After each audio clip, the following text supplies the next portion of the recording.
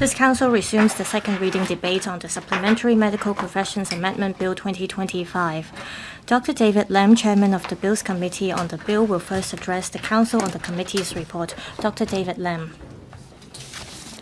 President, I present this report in my capacity as Chairman of the Bills Committee on Supplementary Medical Professions Amendment Bill 2025. The main purpose of the bill includes the following. 1. To rename the Supplementary Medical Professions Council to Allied Health Professions Council. 2. To enable physiotherapists and occupational therapists to provide services directly to patients without a doctor's referral under specified circumstances. 3. To enable allied health professionals to accept referrals from registered Chinese medicine practitioners. 4. To enhance the composition and roles of the Council and the boards of SMPs. 5. To provide new pathways to admit non-locally trained allied health professionals, and 6. To introduce mandatory continuing professional development. The Bills Committee held 6 meetings with the administration, including 1 to receive views from deputations. Members generally support the bill and consider it conducive to enhancing the efficiency of primary care and cross-disciplinary collaboration. Some members raised concerns about the direct access arrangement, as the proposed restrictions will render it unable to achieve the intended effect of relieving the burden on public health care. As patients must first obtain a medical practitioner's diagnosis, treatment may be delayed. This is inconsistent with the government's policy of early detection and early treatment. Some members have therefore requested that direct access be allowed without a medical practitioner's diagnosis, and physiotherapists be granted greater authority to help alleviate the overall pressure on the healthcare system and promote early intervention. The administration said there is a gap between patients' understanding of their own condition and the actual situation. If patients make medical decisions based on their limited knowledge, it may have an impact on their personal safety. The administration stressed the need to prioritize patient safety and risk control, and pointed out that the current arrangement is the greatest consensus within the sector. The bill seeks to provide a legal framework to encourage relevant professions to negotiate the detailed arrangements among themselves. Under the direct access arrangement, a physiotherapist or an occupational therapist may, in accordance with clinical protocols published by referencing authorities including the Hospital Authority, Department of Health, Primary Healthcare Commission, and the Chinese Medicine Hospital of Hong Kong, directly provide services to patients with the health conditions included in the protocols. In response to members' request, the administration explained the application of the clinical protocols published by different referencing authorities, the development process of protocols, and the way to deal with deviations from clinical protocols. As regards when the protocols will be published, the administration said some of the referencing authorities began consulting the sector on the clinical protocols for common community ailments in the first half of this year. Consensus will be reached on the principles and details of the arrangement.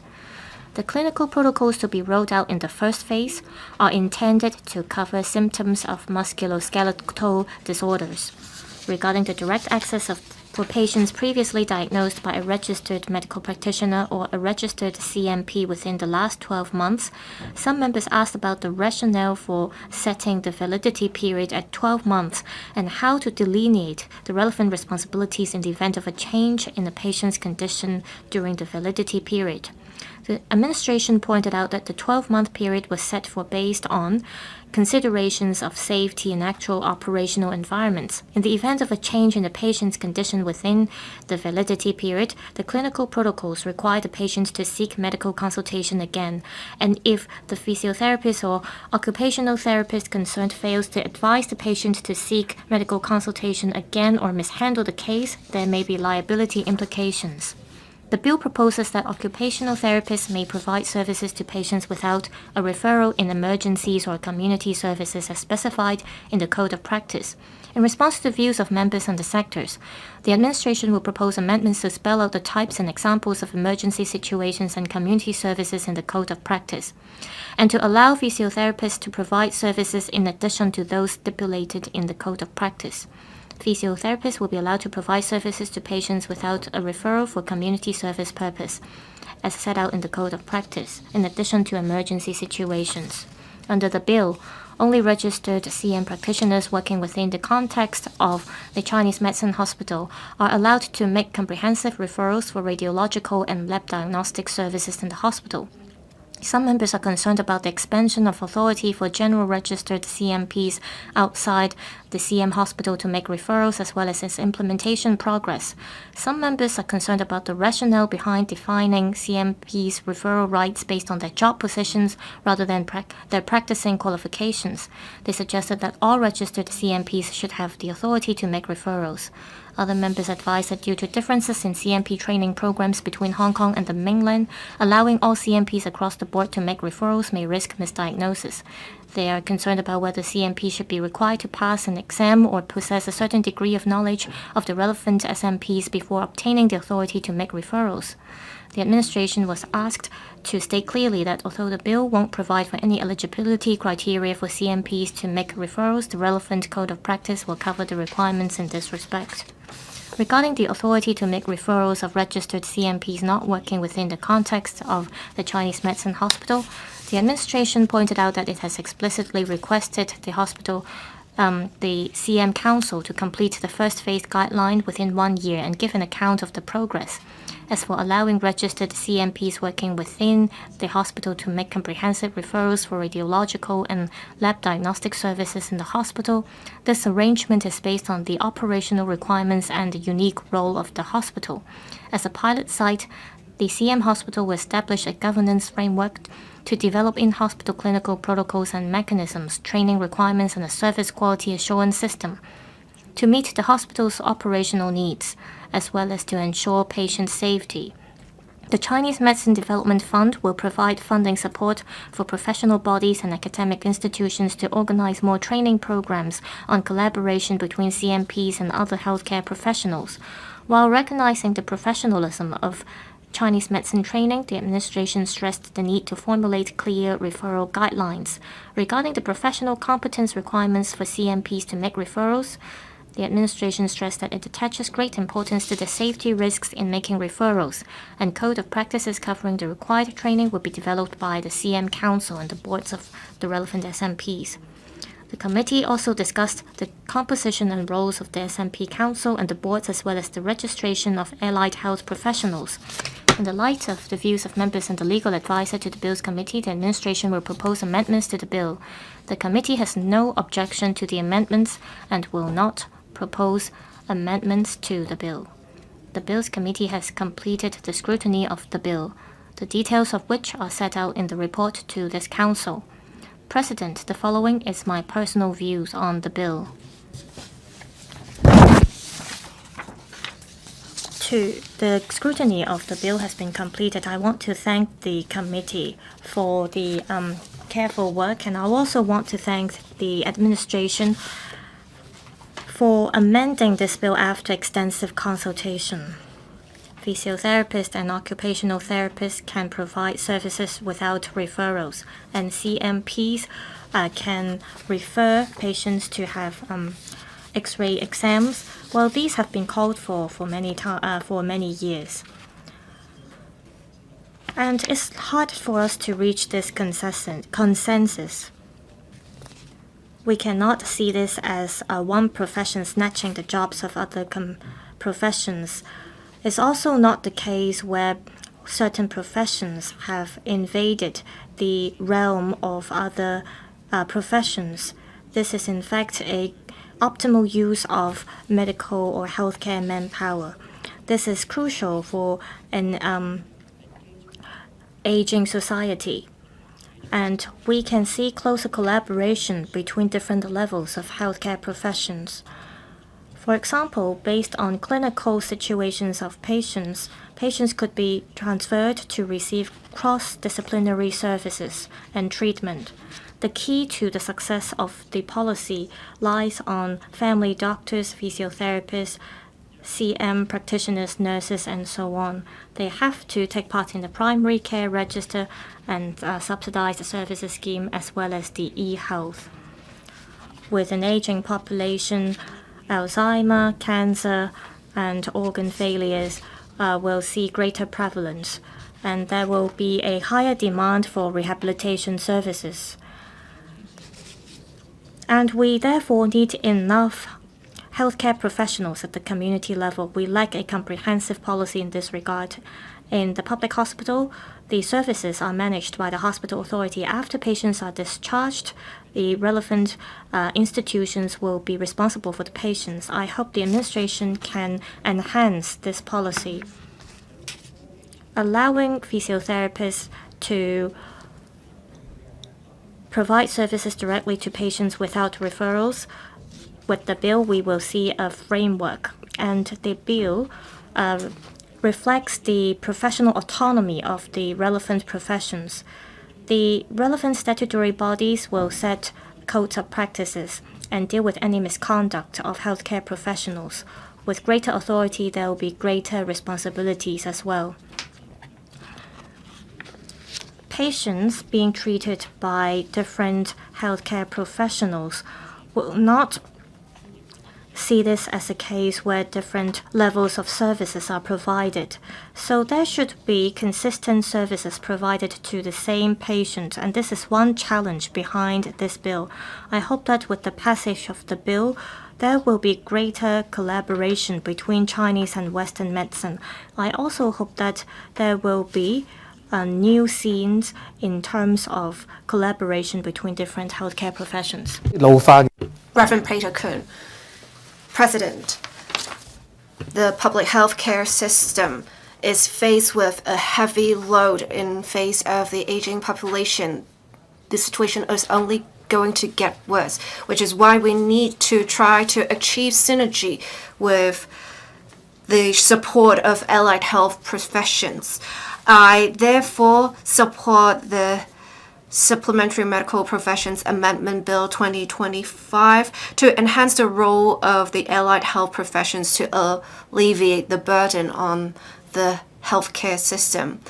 Before the professions are supplementary medical professions, that means referrals have to be made by medical practitioners for the follow-up of allied health professions. So it would not only take time, but it would only cost more for patients. Patients therefore have reservations. They may lose this golden chance of having the right treatment provided to them. And with the amendments, there can be direct access arrangements for services to be provided by physiotherapists and occupational therapists. For example, for one to have had a diagnosis given by medical practitioners or Chinese medical practitioners, that has simplified the process that should also help patients in getting treatment in a timely manner. That would also alleviate the burden on specialists. This is the starting point. There's much room for improvement. Many of those in the sector support the direction of the amendments, but they are concerned about certain implementation details. Some said in many different places, especially advanced economies, physiotherapists can provide directly services to patients. The administration said they wanted to prioritize patients' interests and safety, but I think we should pay attention to what the sector is saying. In future, should there be further amendments made, I urge the administration to incorporate the feedback of the sector to expand the scope of application of direct access so that more patients can benefit. That would also be in line with our vision for primary health care. We have not met the demands of the optometrists. Their demands are that because they are only limited to the tasks of giving out prescriptions and eye checks, it is not in line with our vision to of primary healthcare. We have optometrists participating in different parts of the process, even making diagnosis in other places. So there's much room for improvement with the practices in Hong Kong. So perhaps we should enhance the role of optometrists in primary healthcare in Hong Kong in future. In phase of an aging population, we need to develop primary health care further. We need the support of allied health professions. I hope that upon passage of the bill, there will be better collaboration between different healthcare professions so that we can make good use of healthcare resources and that our healthcare system will not be seriously burdened. Thank you. Professor Chao-Man Kong. I support the Supplementary Medical Professions Amendment Bill 2025. The bill recognizes the contributions made by allied health professions are also in line with the latest trends in healthcare. I would like to speak from the perspective of the elderly as well as SEN students with special education needs in relation to provisions of the bill. The bill's amendments will simplify and shorten the waiting time for getting services, especially the elderly who are suffering from health conditions such as waist pain. And there is now a greater demand of health services. According to a survey on usage of healthcare vouchers, we have two groups of services, that is radiographer services as well as physiotherapist services, that are in great demand. And we have some stroke patients that constantly need rehabilitation therapy services to improve their quality of living in the later stage of their life. And often it would take them much time and money before they can get the services they need. And this is against our vision of providing an appropriate treatment as soon as possible when the condition is still mild. We have still some requirements here, like a diagnosis to be handed out within the 12 preceding months. But for waist pain, a degenerative condition, for a private doctor prescribing medication or writing referral letters, it does not do much for patients. Instead, allowing direct access to services of physiotherapists, such as for them to find the relevant information of the patient on e-health, that may be more beneficial.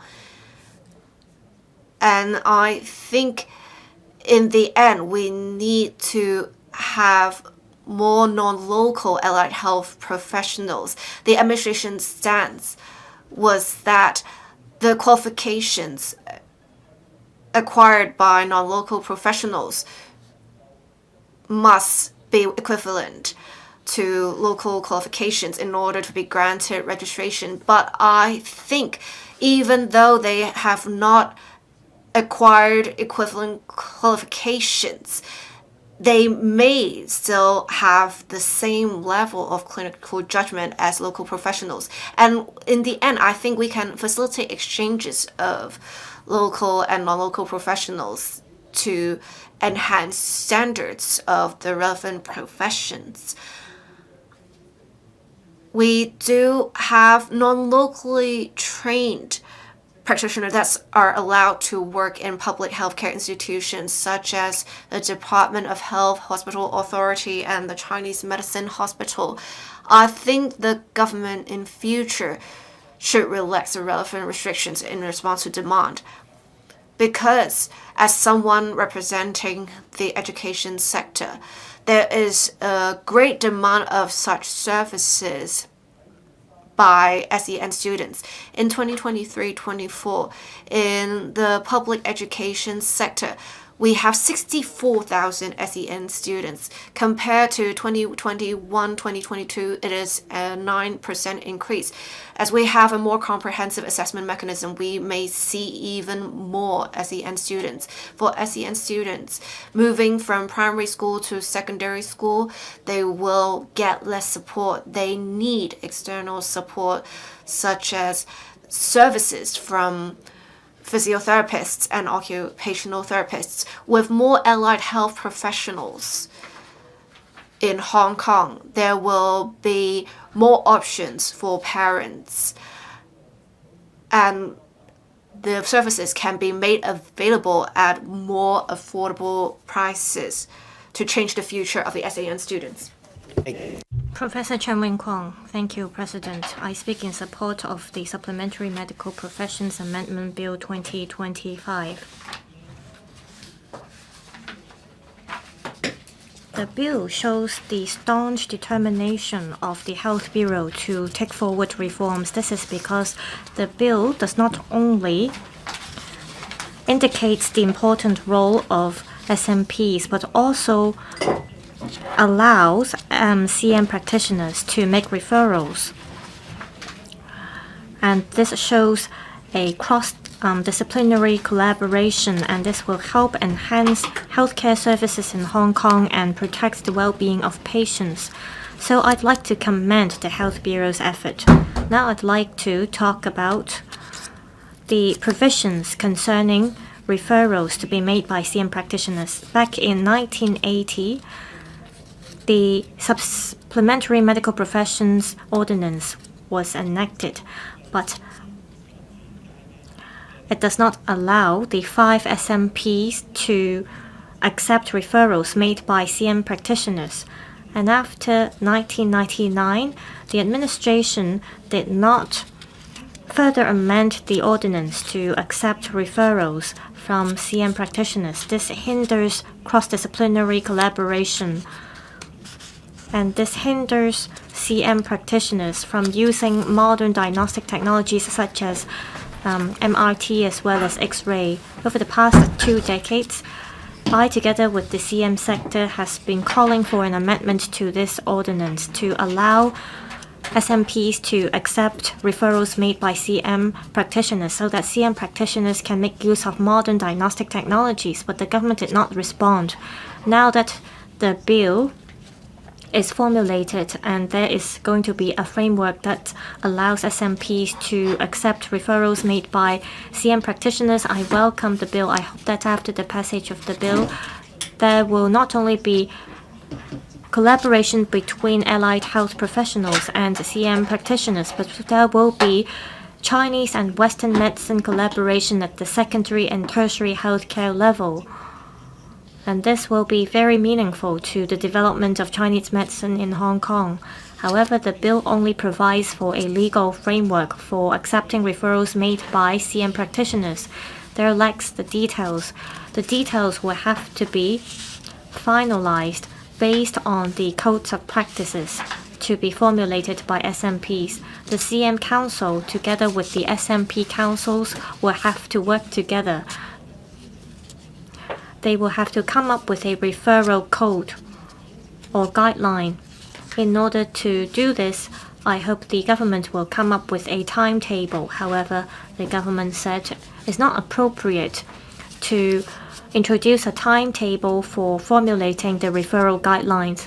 However, the administration has already asked the CM Council to, within a year's time, complete the first phase of formulation of the guideline and report to the Council on the progress. Well, I have to accept this proposal, but I do urge the administration to facilitate communication between Chinese medicine as well as Western medicine practitioners so that there could be the referral guideline soon. I think only by doing this that the government can show that it is result-oriented and that we will see the determination of the Health Bureau to facilitate the development of Chinese medicine. I support the bill because it allows CM practitioners working in the context of CM hospital to carry out diagnostic radiology tests and lab tests. However, the government must explain to the public about this so that the public understands that referrals are made based on the job positions of CM practitioners and not based on their practicing qualifications, and that there won't be any misunderstanding on the level of professionalism of SMPs. At the Bills Committee, some members concerned about the competencies of CM practitioners in making referrals. I'd like to stress that the courses provided locally, they include 3 major elements, including theory as well as clinical practice. The Chinese medicine students trained by the major medicine schools in Hong Kong, they will receive training in carrying out diagnostic radiology tests and lab tests. And non-locally trained CM practitioners, they can only practice in Hong Kong after passing the relevant exams.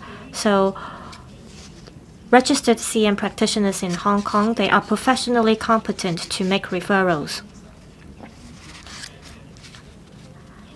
Now, under the bill, physiotherapists as well as occupational therapists will be able to provide services directly to patients without referrals. And for patients diagnosed with a health condition over the past 12 months will be able to go to physiotherapists and occupational therapists directly without having to ask for referral letters from Chinese medicine practitioners or Western medicine practitioners. I think under the premise that risks are controlled, this can help reduce the waiting time of patients. This will also help lower the cost of patients and ensure that patients can get early treatment. I think the administration needs to clarify with the sector on the direct access arrangement. It should also explain to the public under what circumstances can patients go to physiotherapists and occupational therapists directly. Also, under the continuous professional development framework, we should have the CM practitioners receive training and learn more about SMPs so that they can learn about the relevant terminology used by SMPs. In terms of introducing non-locally trained healthcare professionals, I support this idea as well. This can help plug the manpower loophole. I hope that while the administration ensure there is local training, there should also be data collected by administration to ensure that the locals will be given priority in terms of their employment. The SMPs will be renamed as allied health professionals. I think the renaming of the councils will help enhance the status of SMPs. This will allow them to play a greater role, a more important role in the healthcare system. So I support this. Lastly, I hope the administration will encourage cross-disciplinary collaboration between CM, Western medicine, as well as SMPs, so that they can give full play to their roles in their own right and help enhance service quality. I so submit. I speak in support of the bill and the amendments. Mr. Lam Chun Sing. In the past, because of the existing legal framework, patients can only go directly to physiotherapists and occupational therapists with the referrals of dentists, chiropractors, and registered medical practitioners. This bill relaxes the relevant restrictions while ensuring patient safety. If a patient over the past 12 months is diagnosed to have a health condition by a registered doctor or CM practitioner, the patient will be able to go directly to the PT or an OT. This can help save time and money. This bill seeks to establish the role of SMPs in primary healthcare. SMP will be renamed as allied health professionals. Also, with the arrangement of Primary Healthcare Commission, SMPs registered under the Primary Care Register will be able to provide services in district health centers, and patients will be able to enjoy services at an affordable cost. This legal framework adopts a more lenient approach. For CM practitioners, they can enjoy referral rights. For those working in the CM hospital as well as those practicing in the community, CM practitioners can make referrals. Before the commissioning of the CM hospital, the relevant clinical protocols will be promulgated for physiotherapists and occupational therapists. As for radiographers as well as medical lab technologists, will have to wait until the CM Council as well as the relevant CMP councils to have discussions on the competency requirement for making referrals. The CM hospital will come up with their own clinical guidelines for cross-disciplinary collaboration. So CM practitioners working in the CM hospital will enjoy referral rights earlier than CM practitioners in the community. According to a survey, 20 to 30% of patients receive treatment from both Chinese medicine practitioners and Western medicine practitioners. And we see linkages between Chinese medicine services and patients suffering from occupational injuries, and they account for 60%.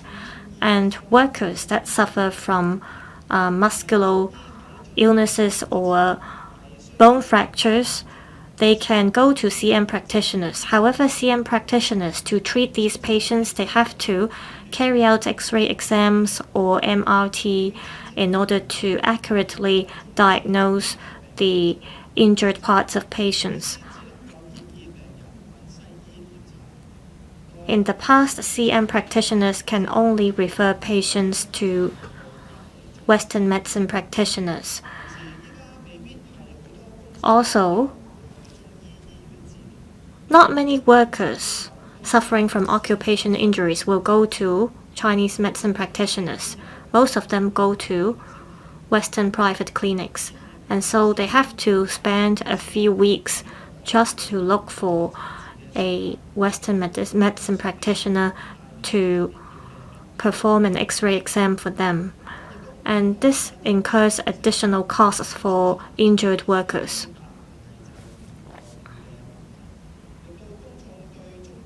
I hope that there won't be different treatments for CM practitioners or Western medicine practitioners. The data as well as the practical experiences accumulated in the CM hospital will become an important foundation. However, it doesn't mean that we should drag on. I hope that the relevant working group will, after a year after the passage of the bill, will reach a consensus with the relevant parties. And 1 year after the commencement of the Code of Practice, the authority of CM practitioners in carrying out lab tests will be expanded. I hope that the relevant guidelines can be published soon so that CM practitioners can comprehensively make use of modern diagnostic technologies. This will provide an additional option for patients. Lastly, SMPs, when renewing their licenses, they will have to provide information in terms of their previous employment history. This is better than just relying on surveys or data collected by the government. This is because it will allow the government to have a better grasp of the development and prospects of SMPs. This will be conducive to the manpower planning of the government.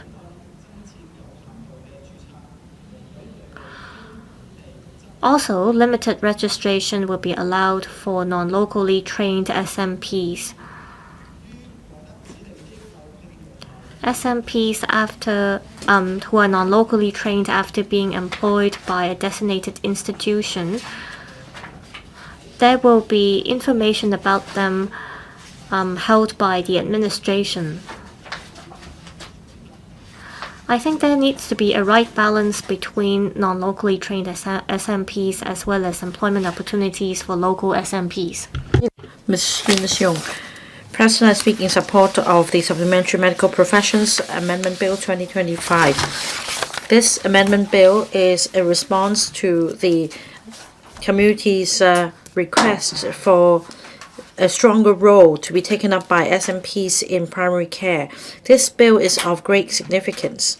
However, we need to be mindful about the implementation details. That means after passage of the bill, we need to continue to improve the implementation details and listen to the views of the community and have regard to the clinical situations.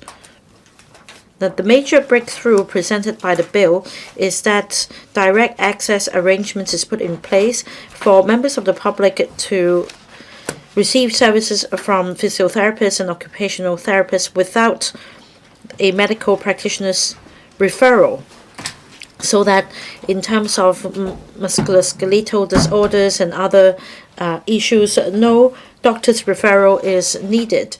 Members of the public can get direct help from professionals. This will greatly alleviate the burden on the public healthcare system. This will also shorten the waiting time for specialist services. The bill also provides for registration and disciplinary matters relating to allied health professionals. There will also be stronger cross-disciplinary collaborations. In fact, we met with the professions. We had some exchanges. Now, for the practitioners at the front line, they've expressed concerns about the bill. They have doubts, and I think the government should take these views very seriously. But then the government will be moving amendments in response to views expressed by some professions.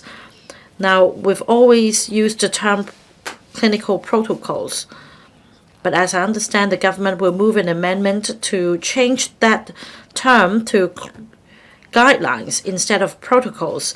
Now, in Chinese, the term remains the same. Still, this is a response to the concerns raised by the professions. We want to align ourselves with the rest of the world. In the global community, guidelines is used instead of the term protocols. So I'm happy to see that the government is willing to make an amendment.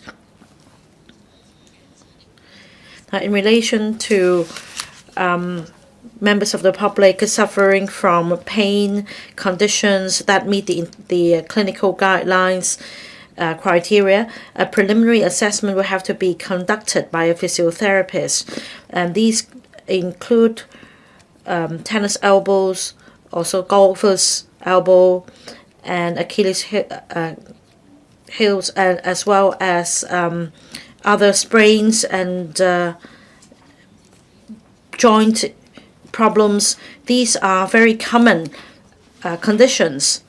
But under the red flag mechanism, direct access to PT or OT services is not allowed. A doctor's diagnosis is still required. This will cause the patients in question to miss out on the golden opportunity to get treated. So I think we need to further improve the system in light of the public's demands. We need to address the existing constraints in the clinical protocols or guidelines. The second point is about the direct access arrangement. Now, in some ways, the arrangement may not really alleviate the burden on the healthcare system, because one of the conditions is that direct access is only available to members of the public who have received a diagnosis from a registered medical practitioner or registered Chinese medicine practitioner within the past 12 months. So in that sense, there may not be sufficient time, and it is not consistent with the principle of early prevention and early intervention. For example, as I mentioned, if a patient suffers from an elbow a tight elbow. It's not yet a carpal tunnel syndrome. It has not deteriorated to a proper clinical condition. And if the clinical criterion must be met, that means the patient will not receive treatment at the early stage. The other question is about insurance policies. Insurers are concerned whether a doctor's referral is needed for the claims to be accepted. So this direct access arrangement may not tally with the existing insurance claims mechanism. The government should step up education and publicity. There should be coordination with insurance companies as well. There are also calls from the professions to further enhance the relevant provisions. For example, is it possible to further widen the scope of direct access service or arrangement? Will regular reviews be conducted so as to update the clinical guidelines? Will PTs and OTs and other professions be allowed to join the review exercise so as to draw up clinical guidelines that will better meet the needs of the professions? Now, the other point is about publicity and public education. At the Bills Committee, members have expressed concerns about receiving services without referral, or the so-called direct access arrangement. With the passage of the bill, I hope clear guidelines can be laid down for the benefit of the public. We must not we must address the misconception that the direct access arrangement is not really a direct approach. So if any member of the public suffers from any pain condition that requires instant treatment, we should do our best to minimize the harm. The next point is about the role of Chinese medicine practitioners. This amendment bill addresses the expectations of the Chinese medicine profession.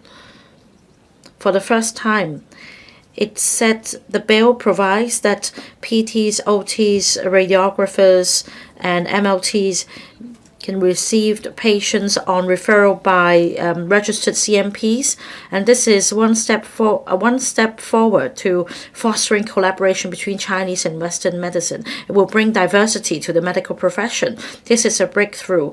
In the future, members of the public will be able to visit either a Western or Chinese doctor in order to get a diagnosis and get referral for allied health professional services.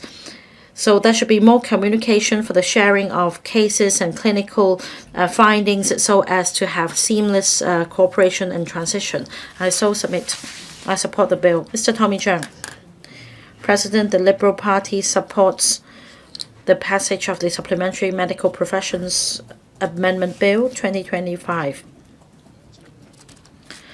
With passage of the bill, the relevant titles will be changed from Supplementary Medical Professions to Allied Health Professions, and that the ordinance will be retitled Allied Health Professions Ordinance. There are 5 professions covered, including medical laboratory technologists, occupational therapists, optometrists, radiographers, and physiotherapists. These 5 professions offer services very much related to members of the public. Now, when it comes to ailments, patients usually approach healthcare professionals such as doctors, dentists, Chinese medicine practitioners, or nurses. And then the supplementary medical professionals will come in, including the 5 categories I mentioned under the regulation of the bill. Hong Kong's healthcare system is well renowned, but because of limitations on market entrance and the roles of doctors, nurses, and dentists, together with a severe shortage of supplementary medical professions, private healthcare has always been expensive, and the public healthcare system is is strewn with problems. Long waiting time is one of them. So we need to enhance price transparency and make breakthroughs. The Liberal Party and myself have always been on the forefront of this battle. In 2021, after going through different hurdles, we finally passed a bill to allow limited registration of non-locally trained doctors to serve in public healthcare institutions. Now that opens a gate and injects new impetus to public healthcare services. Following that, limited registration pathways have been made available to non-locally trained dentists and nurses as well. Today, another piece of good news is that the bill will also introduce a similar limited registration pathway for SMPs to provide services in the public healthcare system. Now, this is this is the most important milestone throughout the 30 years of my public life. On behalf of the Liberal Party and the members of the public, I'd like to thank the government and the Legislative Council for their efforts. Apart from changing the title of this ordinance from Supplementary Medical Professions Ordinance to Allied Health Professions Ordinance, there will also be a reform on the constitution, the composition and structure of the council and the relevant boards, so as to enhance the supervisory role of the council. In the past, PTs and OTs could only provide services upon a referral from a medical doctor. Now, under specified circumstances, PTs and OTs can also provide services to patients without the referral by a Western medical doctor. It could be done with a referral of a registered CMP, and there will also be other efforts to cut red tape for other professions such as radiographers, MLTs, etc. I think we're heading in the right direction.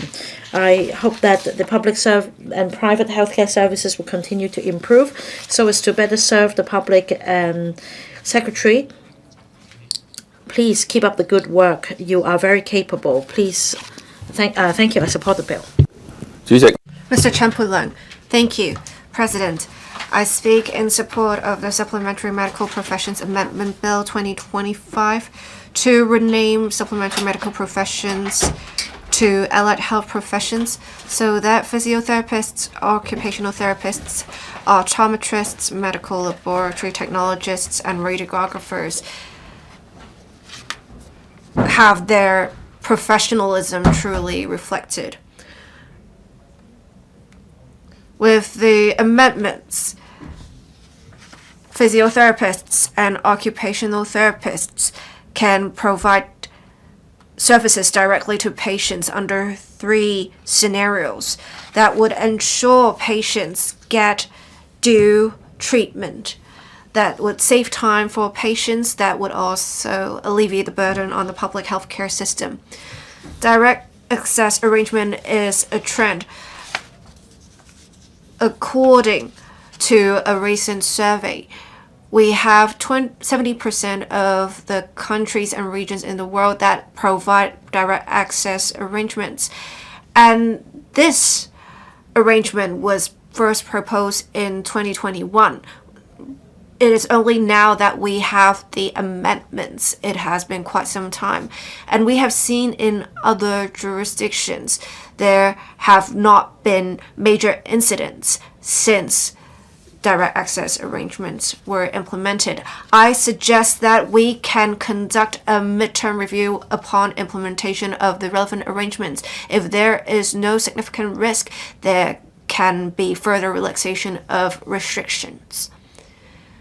President, when scrutinizing the relevant provisions of the bill, I raise concern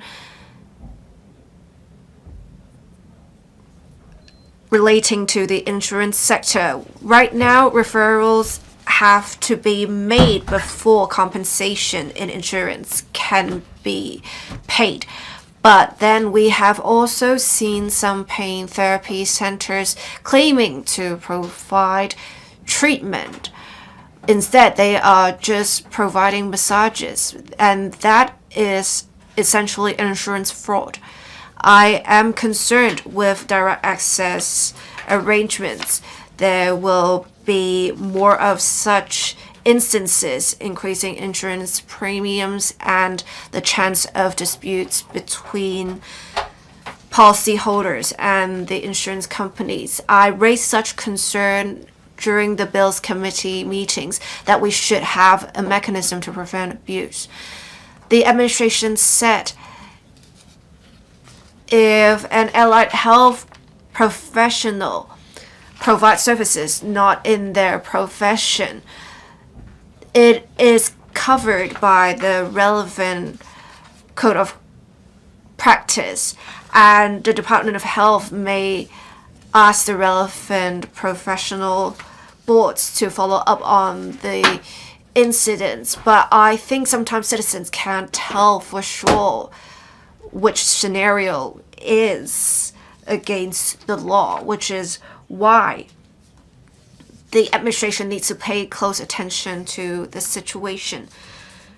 And we have some of those that can provide direct access arrangements if they work in public health care institutions. But I know that there is a manpower gap in certain professions, but there will be an increase in the number of graduates. By 2030, we won't have a significant manpower gap. And in 2026, we will have a significant increase in the number of graduates to 184. And later on, we will have over 200 graduates. We may even have an oversupply. We need to prioritize local employment. So I urge the government to flexibly adjust the quota for admission of non-locally trained professionals. Once we have enough professionals, we should have a sunset clause put in place for the importation of professionals. Thank you. Ms. Lam, so why? As a Bills Committee member, I speak in support of the bill.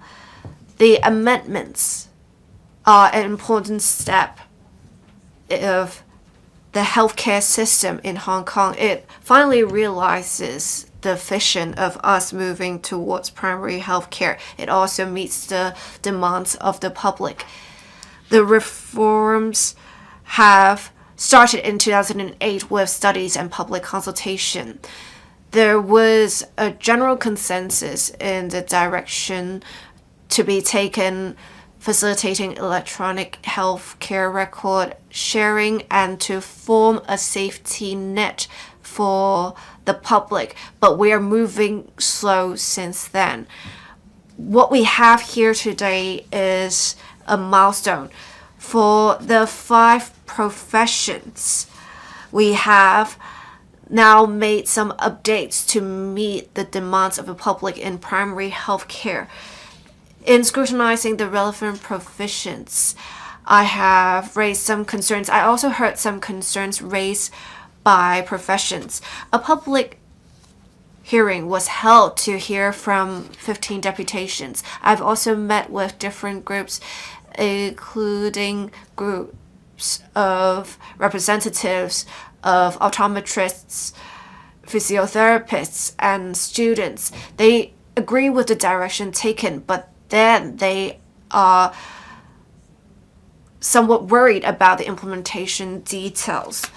On the direct access arrangements, under certain scenarios, citizens may receive physiotherapy services without a referral. That will alleviate the burden on the public health care system. It will also make sure that citizens receive treatment in a timely manner. And 70% of the jurisdictions actually practice direct access arrangements. Since 1976, Australia has been practicing such, and we have seen the jurisdictions practicing that have not seen an increase in the number of disputes.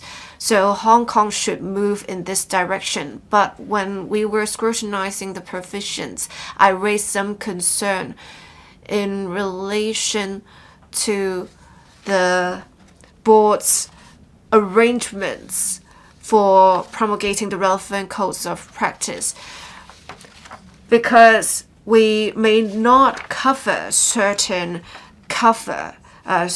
common conditions, and that would impede us in our realization of the vision to provide treatment in a timely manner to citizens.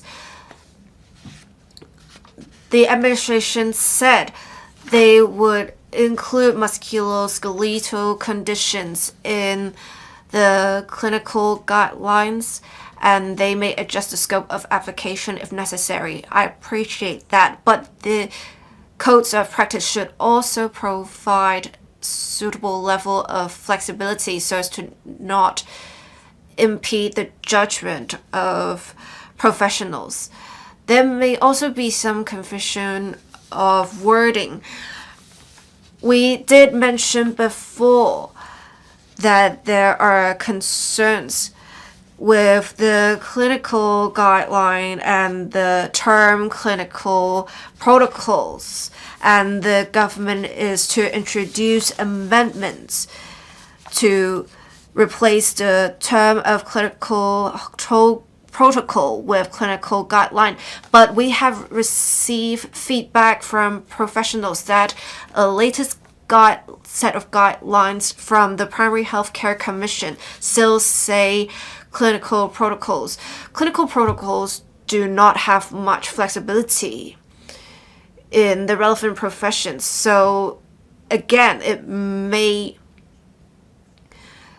not be as flexible as allowing the relevant professionals to practice their professional judgment. And when there is a sprain, it seems that only the side on the outside would be allowed for direct access to services. And for the different sprains, there may also be some confusion as to whether direct access arrangements would apply. I think the administration should make sure the guidelines are scientific enough and not have the restrictions affect the realization of the vision to provide due treatment to citizens. We have also, for the optometrists, definition in the ordinance not changed for decades.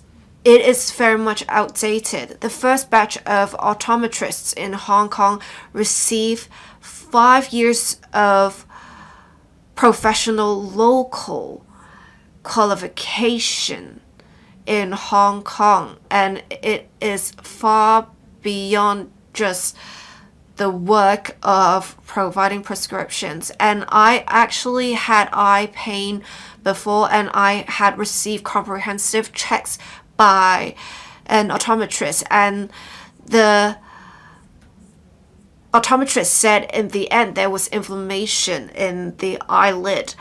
It shows that optometrists are more than capable of being gatekeepers in eye care. So I think we can have a more professional division of work.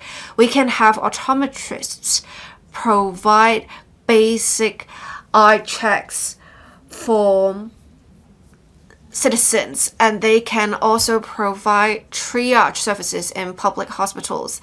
And the ophthalmologists can focus on the more complex work. This will ensure that patients can receive due eye care in a timely manner. I welcome the government's latest stance on optometrists.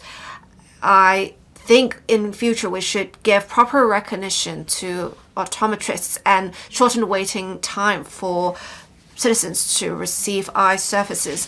I also note in the amendments proposed by the Secretary for Health, there will be some enhancement of composition and roles of the council and boards, and that when there is an equality of votes in an inquiry, the chairman or member presiding has only an original vote and does not have a casting vote. I support this.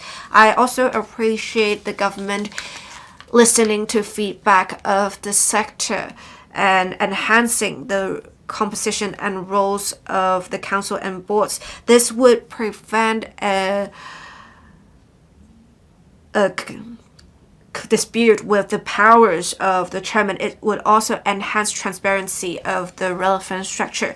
There's still room for improvement with the relevant provisions, but I thank the government for heeding the feedback of the sector.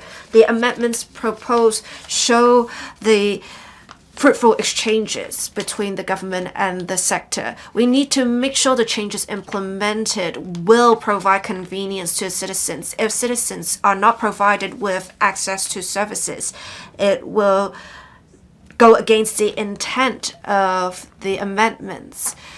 The amendments of the bill are a keystone. We need to seize this opportunity to have more forward-looking reforms implemented.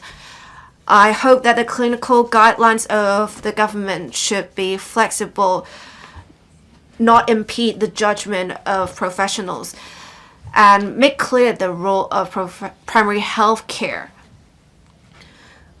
and flesh out the implementation details. In the end, we should be able to alleviate the burden on the public healthcare system and provide due services to patients. I still submit speaking in support of the bill. Ms. Rebecca Chen. Thank you, Deputy President. Public healthcare system sees great burden, and there is a chronic shortage of doctors and nurses in Hong Kong, and because of this, the government in recent years has been promoting primary healthcare to build a safety net for citizens. This is to meet the demand for healthcare services of citizens. The supplementary medical professions play a more important role nowadays. According to existing legislation, the ordinance regulates 5 professions, including medical lab technologists, occupational therapists, optometrists, physiotherapists, and radiographers. All these healthcare professionals need referrals from doctors to provide services to patients.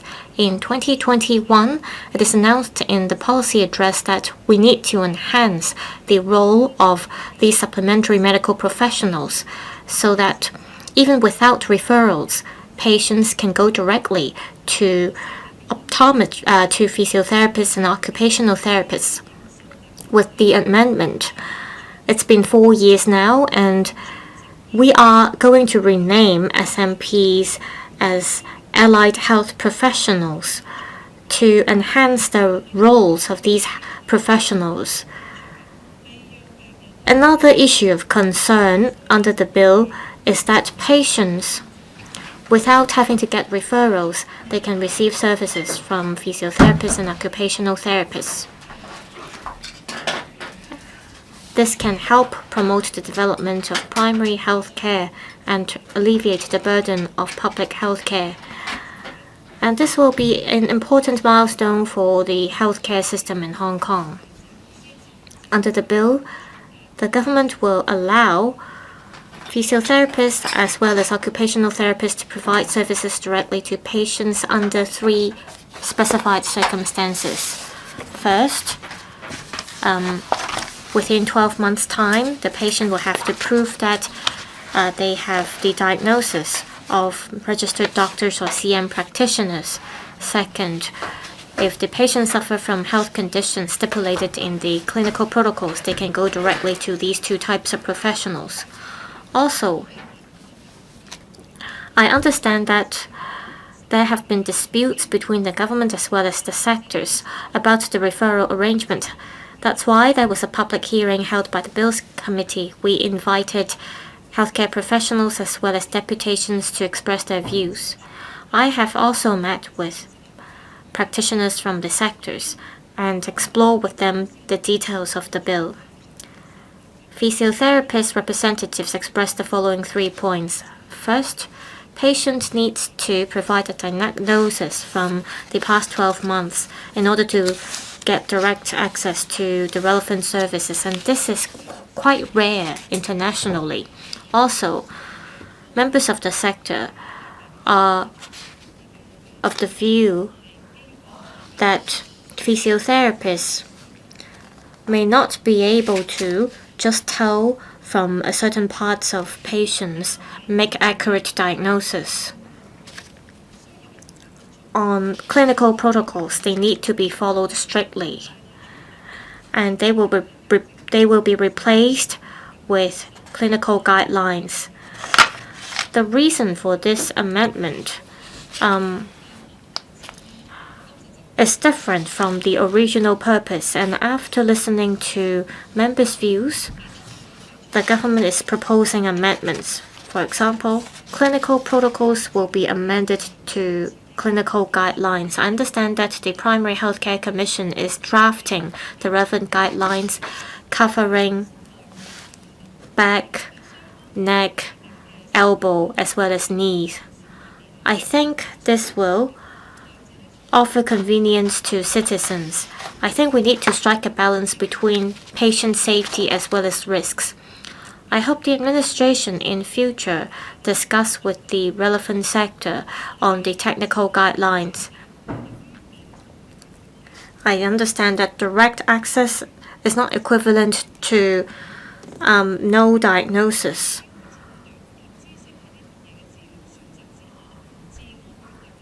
There are concerns that patients may not have enough knowledge about their conditions before they go to physiotherapists or occupational therapists. However, I want to stress that primary healthcare stresses early detection and early intervention. I think the amendment will help plug the manpower gap and allow the relevant patients to get services they need. Statistics show that direct access arrangement did not give rise to medical risks or litigations like in Australia. With the direct access arrangement every year, 167 million Australian dollars are saved, and this helps do away the need to have patients go through emergency services. And in Taiwan as well as in Sydney, there are also direct access arrangements as well. If there is no evidence showing that direct access arrangement gives rise to further risks, the government should consider removing the relevant restrictions under the proposed direct access arrangement. Under the bill, CM practitioners' role as well as the role of allied healthcare professionals will be enhanced, as they will be allowed to accept referrals from CM practitioners.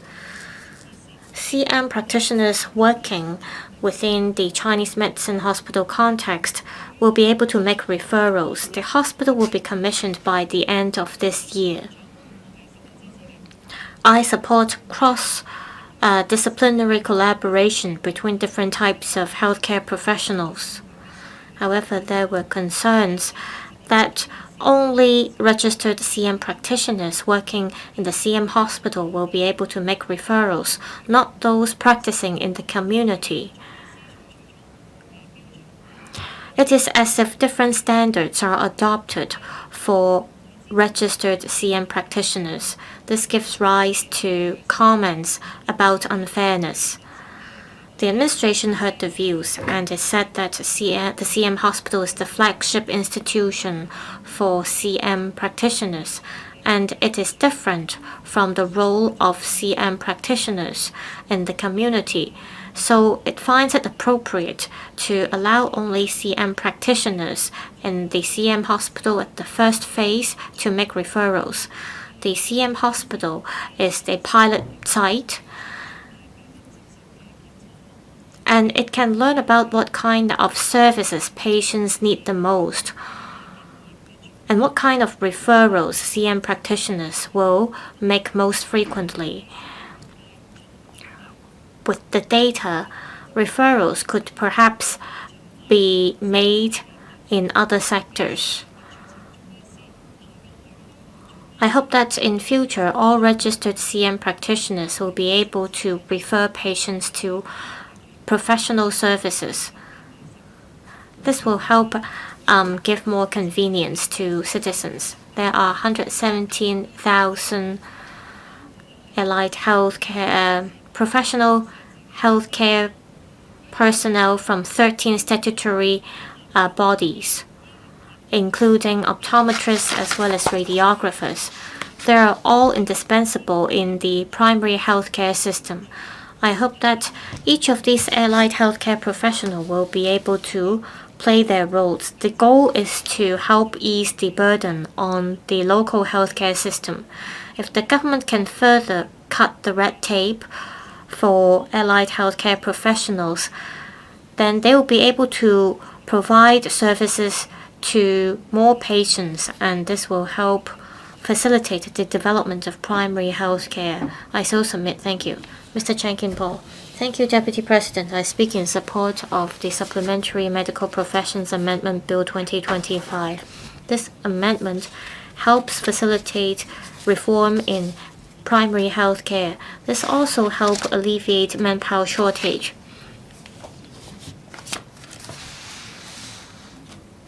SMPs, including physiotherapists and occupational therapists, will be renamed as allied health professionals. The bill covers professions, including medical lab technologists, optometrists, and radiographers, and so on. It is to recognize their professionalism. Also, the bill allows patients with diagnosis within the past 12 months to go directly to these allied health professionals. This is to help reduce treatment time so that we can achieve the concept of early detection and early intervention. Now we see a more important role of CM practitioners in Hong Kong. The bill allows CM practitioners to refer patients to allied healthcare professionals. In the first phase, CM practitioners can refer patients to take X-ray exams. This will help the CM hospital accumulate experience, and this arrangement may be expanded to other clinics in future. Currently, patients have to be referred by a registered doctor in order to receive services provided by allied healthcare professionals. With this bill, patients will not have to get the referral letter from doctors in order to receive the relevant service. This helps save time and cost. Patients can, through the e-health system, provide their own records to doctors, and doctors as well as allied healthcare professionals can have access to these records, and this will help reduce risks of patients. The bill provides for an additional pathway to admit non-locally trained SMPs, allowing SMPs to be employed by certain institutions. This can help alleviate the pressure of the local healthcare system. Conditions will be imposed on these applicants to ensure their level of professional competencies. This is also to ensure that they have the language competency to communicate with patients. The bill will help reduce patients' waiting time for services provided by supplementary medical professionals. This will also help enhance the role of CM practitioners. This shows the administration's determination to make reform. I, as a representative of the insurance sector, I support this bill. I so submit. Thank you. Mr. Bill Tang. Thank you, Deputy President. I speak on behalf of the FTU, and I speak in support of the Supplementary Medical Professions Amendment Bill 2025. The object of the bill is to make amendments to the mechanism regulating PTs and OTs. They are now regarded as supplementary medical professions. They will be renamed allied health professionals. And that if a patient has previously been diagnosed by a doctor or registered CMP, then no referral is further needed in order to receive services from an allied health professional. Now, this will greatly enhance the efficiency of the healthcare system and bring convenience to members of the public. It also shows that we have a capable government. I thank the government for taking on board our suggestions. I thank Dr. David Lam, Chair of the Bills Committee, for arranging a public hearing so that we had the opportunity to listen to the views of the professions. We respect their views, and we cherished the opportunity to have this interaction with the professions. And the government will be moving amendments, having considered and taken on board the views of the professions. So the Legislative Council is a perfect platform for examining this bill. During the scrutiny of the bill, I categorically provided my support for the direct access arrangement for physiotherapists. Of course, there is an expectation shortfall when it comes to the extent of direct access arrangements between the government and the profession. But this is already a very good start because our allied health professionals are very competent. They're able to provide a suitable treatment to members of the public. The second point is that there may be vested interest among different professions, and a balancing exercise, therefore, is absolutely necessary for us to take a step forward. It's common knowledge that we're short of doctors in Hong Kong. So why is it that doctors' referrals are necessary for allied health services to be provided? Direct access should be allowed. This is fully in consistence with the government's efforts to promote primary care. The FTU fully supports the bill. The government promotes early identification and early intervention. This is core to the philosophy of primary care. The direct access arrangement in the amendment bill is exactly aligned with this policy objective. So instead of relying on a doctor's referral, patients can have direct access to the services provided by PTs and OTs. And this will also enhance the role of allied health professionals, as well as enhancing the efficiency and accessibility of primary care, so that on the one hand we can alleviate pressure on public health care, and on the other hand we can allow early intervention of patients' conditions. According to a survey conducted in 2024 by the Physiotherapist Alliance, among 125 countries or regions, 48 of them already introduced a direct access arrangement for physiotherapy. In particular,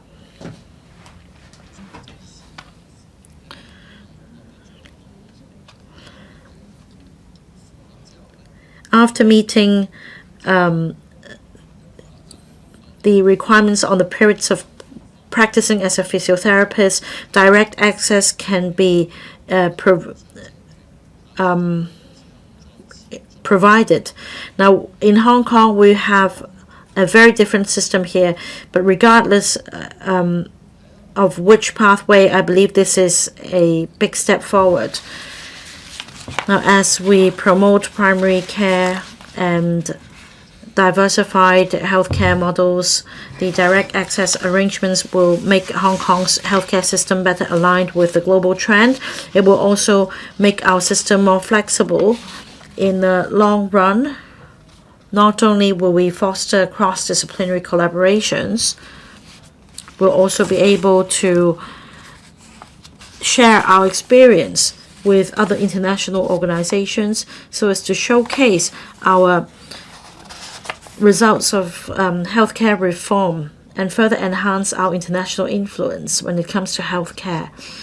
And in the future, efforts should be made to consolidate different apps and enhance the functions of, apps like HA-Go, so that members of the public can retrieve record of diagnosis provided by a registered medical practitioner or a Chinese medicine practitioner, and that the record can be shown to the PTs and OTs and other allied health professionals.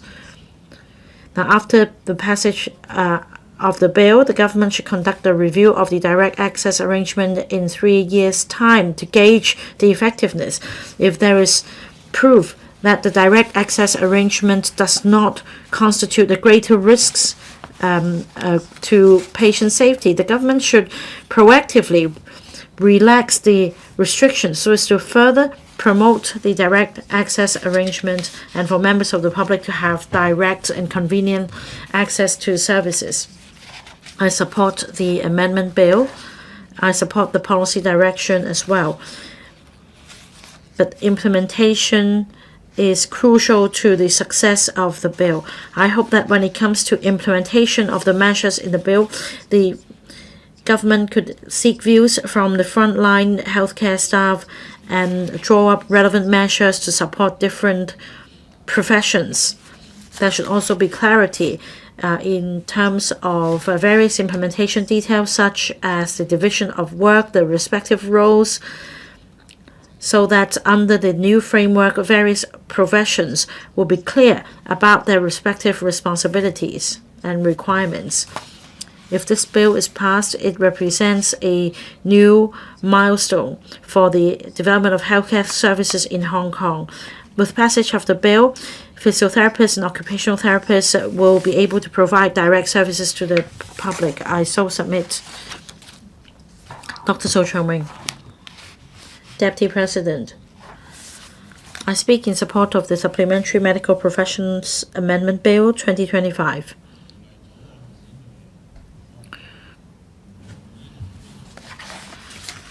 The bill seeks to establish practicing criteria for supplementary medical professions to make sure that they are in line with the latest development.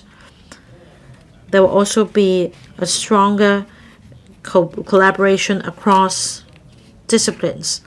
The bill enhances the professional status of the SMPs.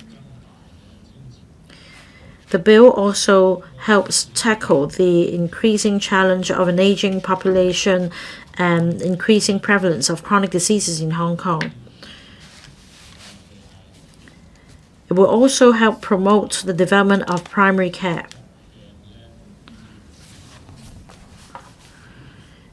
In particular, disease prevention and early intervention.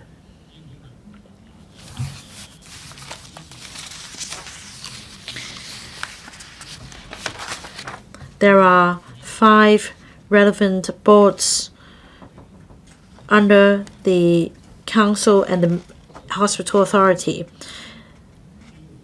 The amendment bill will set out very clearly the terms of reference.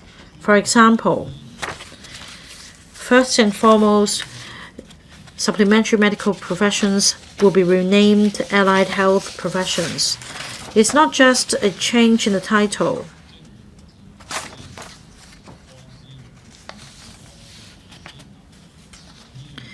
For medical laboratory technologists, occupational therapists, optometrists, radiographers, physiotherapists, their professional status will be better recognized through this exercise. The other initiative in the bill is that patients will have direct access to PT and OT services without a doctor's referral. Referral from a registered CMP will also be accepted. This can help streamline processes and cut costs. The other initiative in the bill is that limited registration pathway will be made available to non-locally trained allied health professionals for a period not more than 3 years for them to work in designated institutions so as to address the manpower shortage in Hong Kong. The professions support the bill in general, but there are also some questions about specific provisions. For example, for direct access arrangements for physiotherapists and occupational therapists, certain clinical criteria will have to be met, such as back pain, lower back pain, and that the condition has previously been diagnosed by a registered doctor or a registered CMP in the past 12 months. According to the professions, the restriction is too harsh. It's too cautious. The other bone of contention in the bill is about the CMP's referral. For CMPs practicing in the private sector or in the community, the codes of practice will have to be revised for them to be included as well, and they may be required to take remedial courses or take an exam. This is unfair to these CMPs. The government should step up its efforts to ensure smooth implementation of the bill. The direct access arrangement will address the duplication of referral from doctors. It can help save medical costs and time. This will also facilitate early treatment. Patients will opt for their services instead of turning to public health care. This can also optimize the use of resources and enhance efficiency. The government should strive to strike a balance. On the question of referral by a registered CMP, we are only in the beginning stage of Chinese Western medicine collaboration. Some CMPs may not have received relevant training. So it is necessary that they sit in exams to ensure they are professionally competent. Now, an optometrist organization has criticized the bill because optometrists are only allowed to carry out visual acuity tests and help prescribe glasses. They are not included in the primary care system, such as screening for retinal diseases, etc. The government has explained that optometrists also play a very important role in the primary care system. The ordinance will be further revised in the future. I do think the government should step up communication with the optometrist organizations in question so as to take forward the reform as quickly as possible. We have an aging population in Hong Kong, so there will be a great demand for eye tests. But the waiting time for an eye doctor is very long. Allowing optometrists to take part in the early screening of eye diseases will help provide early intervention. It's also an optimal use of resources. Mr. Kingsley Wong. Thank you, Deputy President. I speak in support of the Supplementary Medical Professions Amendment Bill 2025. We had before for the 5 allied health professions being supplementary to the mainstream healthcare professions, renaming them to allied health professions, offer them due recognition. It will also attract more young people to join the relevant professions. The major amendments of the bill include direct access arrangements to physiotherapy and occupational therapy services, providing treatment to citizens in a timely manner that is beneficial to citizens. With the commissioning of the Chinese Medicine Hospital at the end of the year, the bill offers a framework for CMPs to make referrals to allied health professions as well. That is a good example of collaboration between Chinese and Western medicine. I appreciate that. But we need to make sure insurance compensation arrangements will not be affected with the implementation of the provisions for services without referrals made. That might require some revisions to insurance policies even. I noted that there were specific discussions on certain issues, including referrals made by Chinese medicine practitioners not having the requisite knowledge of, say, the work of radiographers, and they need to undertake relevant training. We need to make sure the training is not too hard for the relevant personnel. I so submit. Does any other member wish to speak?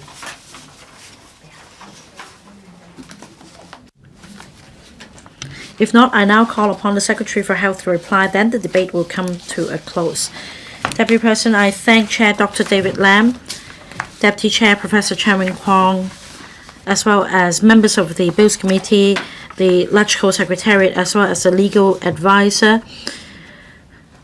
for their support in the scrutiny of the Supplementary Medical Professions Amendment Bill 2025. I'm also grateful to 14 members who have spoken in support of the bill during the resumption debate, as well as their invaluable views. The bill was tabled into the Council for first and second reading in March this year. The major proposals include 1.